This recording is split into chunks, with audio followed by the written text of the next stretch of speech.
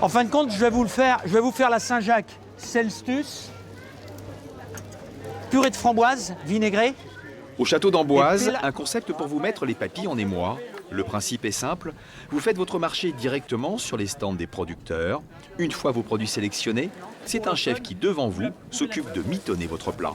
J'ai amené des purées de champignons légèrement truffées, j'ai des purées de salsifis. Donc moi j'attends que les gens m'apportent quelque chose et spontanément on leur fait quelque chose.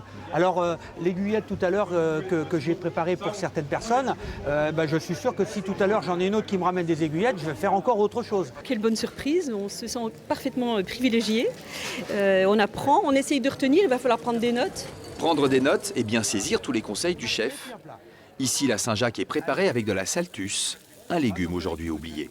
C'est une laitue qui a la particularité de faire une très grande tige qui va monter jusqu'à 40-50 cm de hauteur. Il en existe des centaines de variétés, c'est d'origine chinoise. Donc c'est très chlorophyllien.